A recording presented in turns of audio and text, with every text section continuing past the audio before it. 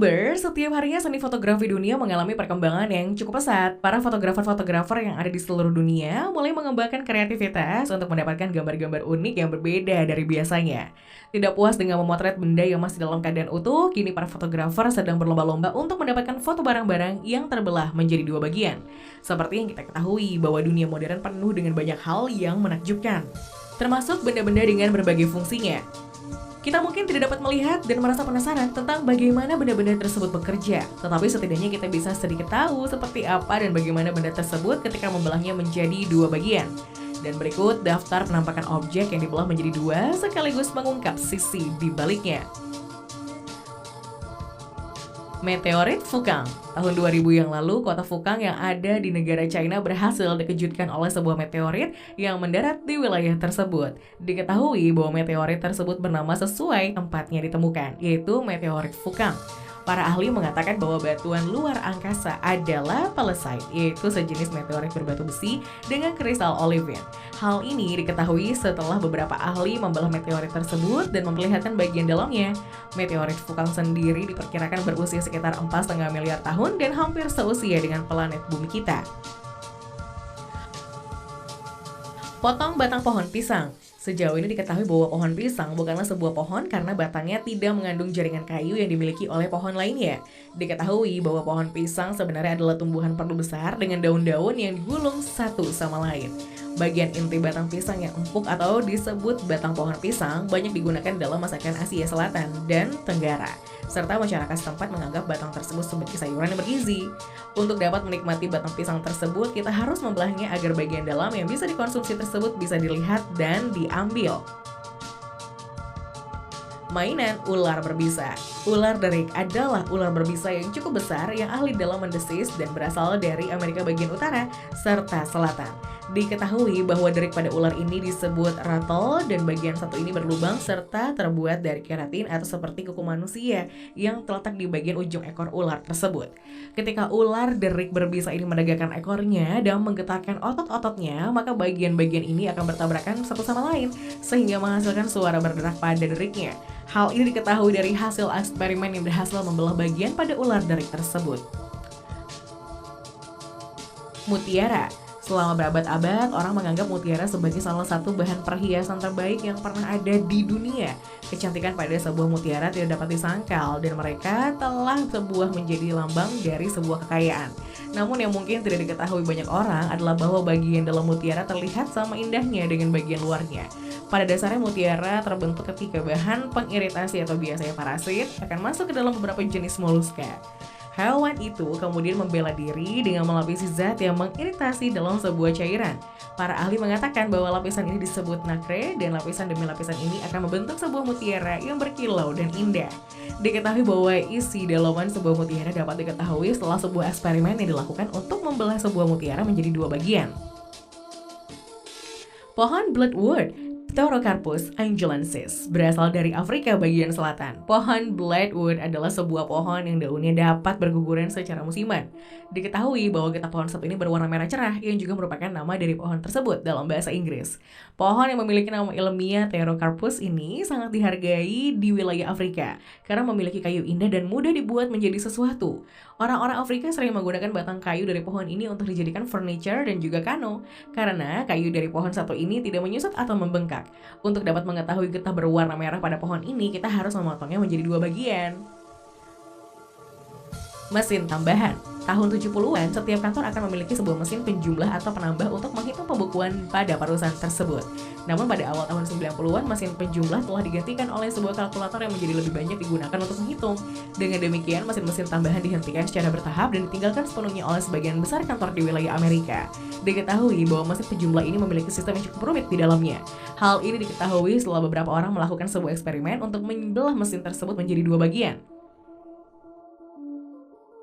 Bagian Sequoia Mark Twain Tree dengan notasi sejarah dari tahun 550 hingga 1891. Penampakan pertama yang didokumentasikan dari sebuah pohon sequoia raksasa terjadi pada musim semi tahun 1852 ketika seorang pemburu bernama August Dodge memasuki hutan North Grove sambil mengejar seekor beruang. Diketahui bahwa pepohonan mendapatkan banyak popularitas dan banyak orang yang ingin menghasilkan uang dari keajaiban alam satu ini. Tahun 1891, pohon raksasa Mark Twain Tree ditebang dan dipotong batangnya, kemudian dikirim ke American Museum of Natural History di New York. Selain itu, potongan lainnya dikirim ke British Museum of Natural History di Kensington, London. Diketahui bahwa penampakan dari pohon ini memperlihatkan hal yang cukup menakjubkan di dalam batangnya. Di dalam batang pohon raksasa ini terdapat beberapa penjelasan dari asal mula pohon ini berdiri hingga saat ditebang. Kerangka kura-kura. Kura-kura dan penyu sebenarnya adalah satu-satunya reptil dengan cangkang paling keras yang ada di dunia. Tidak mengherankan jika cangkang tersebut berfungsi sebagai pelindung bagi hewan ini dari kerusakan lingkungan. Diketahui bahwa lapisan luar pada cangkang kura-kura disebut karapas, yaitu sebuah cangkang yang di bawahnya menyembunyikan lapisan tulang bagian dalam, kemudian diikuti oleh tulang rusuk. Selain itu, cangkang bawah yang dimiliki oleh kura-kura tersebut disebut plastron. Hal ini diketahui dikarenakan oleh sebuah eksperimen yang dilakukan oleh beberapa orang ahli yang membelah tubuh dan cangkang hewan ini menjadi dua bagian. Kapsul popi. Sebuah bunga popi yang memiliki potongan melintang mungkin akan terlihat lebih cantik bagi sebagian orang. Sementara itu, bagi sebagian yang lainnya hal tersebut dapat menyebabkan ketakutan irasional hanya dengan melihatnya. Bunga popi adalah sebuah tanaman berbunga herbal yang dikenal tidak hanya karena penampilannya, tapi juga kemampuannya untuk menghasilkan obat. Diketahui bahwa bagian dalam pada bunga satu ini memiliki begitu banyak butiran seperti sebuah telur. Hal ini disebabkan karena bunga tersebut berhasil dibelah menjadi dua bagian dan memperlihatkan bagian dalamnya. Simulasi tentang apa yang terjadi ketika benda kecil dari puing-puing ruang angkasa menabrak pesawat ruang angkasa. Nah, beberapa waktu lalu, ada sebuah simulasi yang menunjukkan hasil dari lab. Diketahui bahwa lab tersebut mempraktekkan tumbukan yang terjadi antara bola kecil aluminium yang bergerak dengan kecepatan sekitar 6,8 km per detik dengan balok aluminium sebal 18 cm. Diketahui bahwa hasil dari praktek tersebut menghasilkan sebuah lubang berdiameter kawah 9 cm dengan kedalamannya mencapai 5,3 cm. Untuk dapat melihat hasil uji coba tersebut, para ahli harus membelah balok aluminium setebal 18 cm tersebut menjadi dua bagian.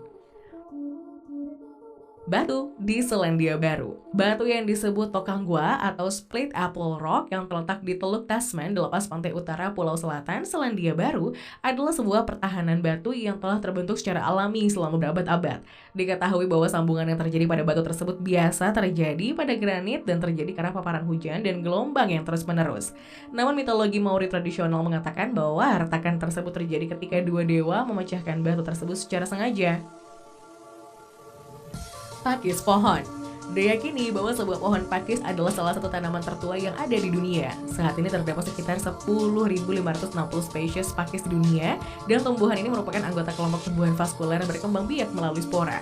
Diketahui bahwa pakis pohon bisa tumbuh besar dan tingginya bisa mencapai hingga 25 meter. Salah satu fakta yang lebih menarik tentang pakis adalah bahwa orang-orang pada zaman Victoria sangat terobsesi dengan mereka. Tanaman ini muncul dalam tembikar, kayu, logam, tekstil, kertas cetak, dan pahatan. Dan obsesinya bahkan mendapat namanya dari demam pakis atau teridomania. Setelah pohon ini dibelah menjadi dua bagian, akan terlihat sebuah pola yang cukup unik di dalam batang pohon satu ini. Penanaman umbi gaya lasanya. Penanaman umbi gaya lasanya adalah sebuah jenis penanaman yang disebut juga dengan penanaman umbi bertingkat dan mengacu pada penempatan umbi dalam wadah. Umbi yang ditanam pada jenis penanaman ini akan memiliki mekar yang berbeda pada titik dan waktu yang berbeda juga. Diketahui bahwa dengan menanam semua umbi dalam wadah yang sama, maka pemilik akan mendapatkan umbi-umbi tersebut mekar berturut-turut sepanjang musim semi. Hal ini dapat terlihat ketika wadah yang ditanamkan dengan teknik tersebut berhasil dibelah menjadi dua bagian. Landak. Landak adalah salah satu binatang pengerat yang memiliki ukuran cukup kecil dengan tampang yang cukup imut. Diketahui bahwa hewan satu ini memiliki antara 5.000 sampai 7.000 duri di tubuhnya. Selain itu, otot-otot yang ada di sepanjang punggung hewan ini dapat menaikkan dan menurunkan duri-duri sebagai respon terhadap situasi yang mengancam. Diketahui bahwa bagian dalam duri yang dimiliki oleh hewan ini sebagian besar berlubang dengan serangkaian ruang udara yang rumit yang membuatnya ringan namun kuat. Hal ini diketahui dari sebuah eksperimen yang berhasil membelah tubuh hewan ini menjadi dua bagian. Cangkang kembang api. Meskipun kita semua mengetahui bahwa orang China lah yang telah berhasil menemukan kembang api di dunia, namun ada sebuah fakta yang mengatakan bahwa orang Italia lah yang benar-benar memperkenalkan kembang api berwarna-warni di seluruh dunia. Tidak hanya itu, para ahli kembang api Italia pun juga telah mengembangkan cangkang udara tahun 1830-an.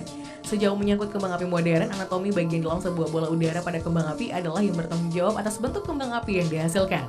Untuk melihat bagian ini, kita harus membelah sebuah kembang api menjadi dua bagian dan melihat bola udara yang ada di dalamnya. Bagian kabel jembatan Golden Gate. Seperti yang diketahui bahwa jembatan Golden Gate memiliki dua kabel utama. Setiap kabel terdiri dari 27.572 kabel yang digabungkan menjadi 61 untai. Diketahui bahwa ada sebuah fakta tentang kabel yang ada pada jembatan satu ini. Para ahli mengatakan bahwa jika kabel yang ada di jembatan Golden Gate ini dapat dibuat sangat panjang, maka kabel tersebut dapat membungkus bumi ini. Hal ini dikarenakan kabel pada jembatan tersebut sangat kuat dan tidak mudah terkikis. Sarang tawon. Secara umum diyakini bahwa tawon bukanlah hewan paling ramah di sebuah lingkungan. Namun pada kenyataannya, tawon sangat jarang agresif, kecuali jika diprovokasi. Diketahui bahwa hewan satu ini membuat sebuah sarang yang cukup tipis dari kulit pohon.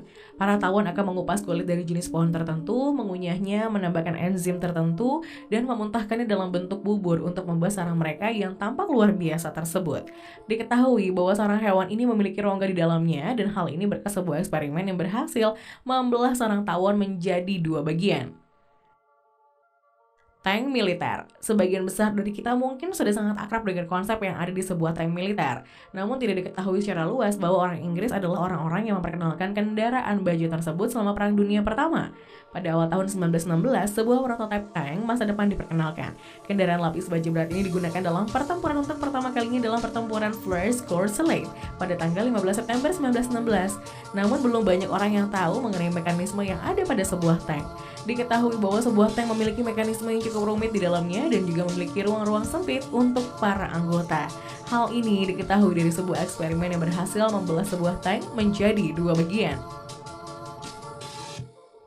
Bola bowling. Sejauh ini kita mungkin mengetahui olahraga bola bowling, namun beberapa dari kita mungkin tidak mengetahui alasan kenapa bola bowling sangat berat. Untuk dapat melihat isi dari bola tersebut, tentu kita harus membelahnya menjadi dua bagian. Setelah dibelah menjadi dua bagian, bola bowling ternyata berisikan blok pemberat yang dilapisi timah atau bismut. Blok ini berfungsi sebagai pusat perputaran bola bowling agar mengikuti gravitasi bumi hingga dapat berputar. Selain itu terdapat juga lapisan yang terbuat dari karet ataupun getah tumbuhan sebagai alas untuk blok pemberat tersebut. CT scanner. Dahulu, alat pemindaian dikenal sebagai pemindaian tomografi terkomputerisasi atau sebelumnya disebut pemindaian tomografi aksial terkomputerisasi atau CT scan. Alat ini memungkinkan pengguna untuk melihat ke dalam objek yang dipindai tanpa melakukan pemotongan. Alat pemindai ini menggunakan kombinasi pemrosesan komputer dari banyak pengukuran sinar X yang diambil dari sudut yang berbeda. Diketahui bahwa sebuah mesin pemindaian terlihat sangat rumit jika dibelah menjadi dua bagian. Di dalamnya terdapat berbagai sistem yang dihubungkan menjadi satu kesatuan. Pemantik Zippo gaya lama. Zippo adalah sebuah merek korek asal Amerika yang sangat ikonik dan telah ada sejak tahun 1933. Hal ini dikarenakan kualitas dari korek api tersebut yang tahan akan angin. Serta tidak heran mengapa merek korek satu ini masih sangat populer di seluruh dunia. Diketahui bahwa penemu dari korek api ini adalah George Blaisdell dan saat itu sedang merokok di teras Bradford Country Club tahun 1932. Dirinya melihat seorang pria yang menggunakan korek api aneh dari Austria yang memiliki tutup pelindung. Kemudian George memutuskan untuk membuat korek api versinya sendiri dan dia menamainya Zippo. Diketahui bahwa dalaman korek api ini terlihat cukup sederhana namun sedikit mengesankan. Hal ini diketahui setelah salah satu eksperimen yang berhasil membelah sebuah korek Zippo menjadi dua bagian. Kabel listrik bawah laut. Kabel listrik bawah laut pada dasarnya adalah kabel transmisi untuk membawa tenaga listrik di bawah permukaan air. Kabel semacam itu biasanya membawa tenaga listrik di bawah air asin, oleh karena itu dinamakan subsea atau submarine. Namun kabel semacam itu juga dapat digunakan di bawah air tawar. Misalnya saja seperti yang mereka lakukan untuk menghubungkan daratan dengan pulau-pulau di sungai St. Lawrence di Amerika Serikat. Pemasangan kabel semacam itu diketahui sangat sulit, membosankan, dan pekerjaan super mahal. Diketahui bagian dalam kabel satu ini terlihat sangat terlindungi karena dilapisi dengan berbagai lapisan di dalamnya. Kaktus. Sejauh ini diketahui bahwa ada sekitar 2000 spesies kaktus yang berbeda dan mereka berbeda dalam ukuran, bentuk, warna, dan tipe habitatnya. Cukup jelas bahwa tumbuhan kaktus memiliki duri dan bukan daun yang ada di seluruh permukaannya.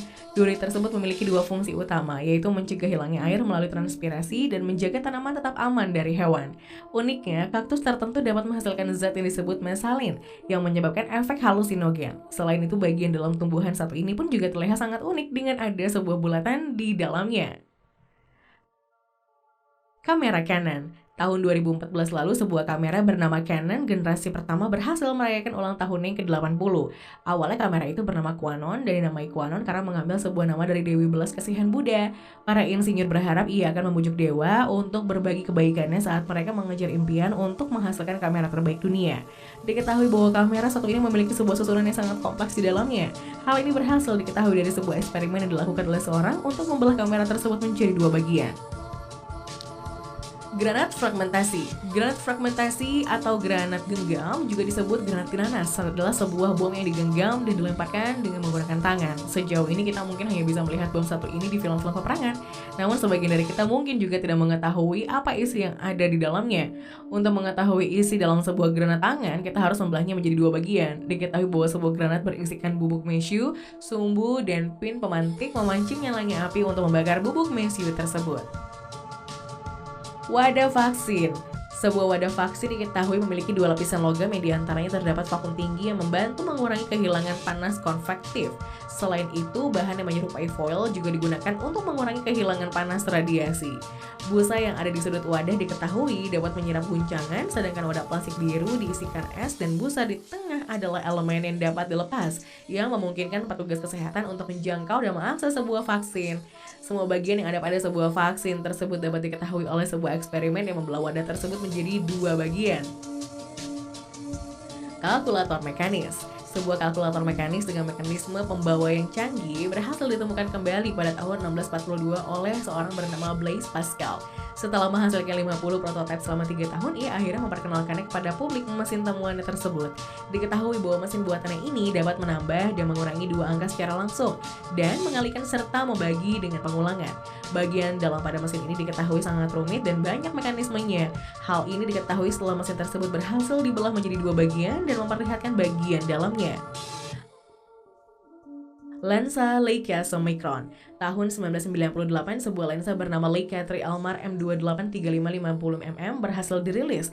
Dan istimewa dari lensa satu ini adalah bahwa lensa tersebut asferis atau lensa yang profil permukaannya bukan bagian dari bola atau silinder. Diketahui bahwa jenis lensa satu ini hanya diproduksi selama 9 tahun, yaitu dari tahun 98 hingga 2007. Karena desain yang sangat rumit dan pembuatannya yang juga sangat mahal, semua bagian dalam lensa tersebut dapat kita lihat dari sebuah eksperimen yang dilakukan oleh seseorang yang penasaran dengan isi dalam lensa tersebut. Akordon adalah sebuah alat musik yang termasuk dalam jenis alat musik yang dimainkan menggunakan bantuan angin. Diketahui bahwa alat musik satu ini ditemukan di Jerman dan pada awal abad ke-19 oleh Friedrich Buchmann. Dalam bahasa Jerman, instrumen itu disebut sebagai akordon, nama yang diambil dari kata akord yang berarti akord musik, yaitu keukuran suara. Diketahui bahwa alat musik satu ini memiliki sebuah sistem yang sangat rumit di dalamnya. Hal ini diketahui dari sebuah eksperimen yang dilakukan beberapa orang yang penasaran dengan isi yang ada dalam musik tersebut. Land Rover adalah sebuah mobil yang aslinya dirancang oleh seorang insinyur bernama Maurice Wilks yang memodelkan dari sebuah mobil Jeep buatan Amerika Serikat dari Perang Dunia Kedua. Diketahui bahwa Maurice memutuskan untuk menjaga tata letak kendaraan tetap sederhana dan lebih mirip traktor karena dianggap sebagai kendaraan pertanian, dan dia meletakkan setir pada mobil ini di bagian tengah. Selain itu, ini pun juga berarti bahwa Rover dapat menghindari gangguan dalam membuat dua versi berbeda dari kendaraan yang sama untuk pasar penggerak kiri dan kanan.